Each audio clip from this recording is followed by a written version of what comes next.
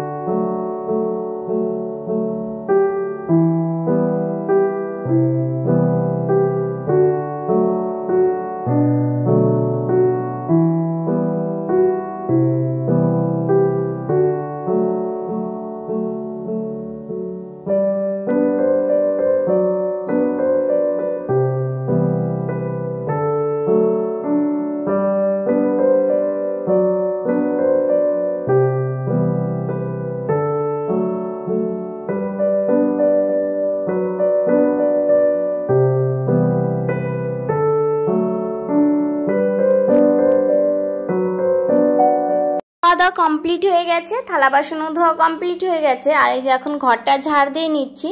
আর যেহেতু সকালে পরিষ্কার করিনি, একটু মোছামুছি করিনি না, এর জন্য আর ভালো লাগছিল না দেখতে। তো একটু মুছে নিচ্ছি। দেখবে যদি প্রতিদিন একটু ঘরটা গোছানো থাকে, একদিন যদি এলোমেলো থাকে, যতই শরীর খারাপ থাকুক তাও কিন্তু ভালো লাগে না। তো যখন একটু ভালো লাগে তখন কিন্তু ঠিক গুছিয়ে নেওয়া যায় ঘরগুলো।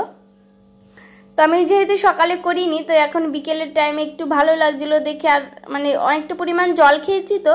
আর আমার একটা জানো তো বদ অভ্যাস আছে, আমি একটু জল কম খাই, ওই জন্য আমার পেটে একটু বেশি ব্যথা করে। তো এখন যেহেতু ডাক্তার দেখলো না, তো অন্য একজন বললো যে বেশি করে জল খেতে হবে। এখন যতটা গরম পড়েছে, তো অনেকটাই জল খেয়ে নিয়েছি। তো ভাবলাম একটু মোছামুছি করি। আর এই যে কাজ করতে গিয়ে দেখি গাছগুলো একটু কেমন কেমন হয়ে গেছে, পাতাগুলো মরা মরা হয়ে গেছে কয়েকদিন থেকে। আর মানে ওইদিকে আর খেয়াল করা হচ্ছে না, তো তাই আজকে আবার ভাবলাম তাহলে বিকেলের টাইমে গাছগুলো পরিষ্কার করে নিই, মানি প্ল্যান্টগুলো, আর হচ্ছে জলটাও চেঞ্জ করে দিই। আর তোমরা সবাই বন্ধুরা বেশি করে এখন জল খেয়েও, জলের অভাব পড়লে না পেটে ব্যথা করে, তারপর অনেক প্রবলেম হয়ে যাবে। তো এখনও তো ডক্টর দেখেনি, কি হয়েছে বলতে পারবো না। আমার মতন কে কে আছো যে এখনো বকা খাও বাড়িতে হোক যেই হোক, এখন তো আর মা নেই, মা কী করে বকবে, এখন সবাই আমাকে বকাবকি করে খাই না দেখে। আর বাড়িতেও তো হাজব্যান্ডও বকাবকি করে।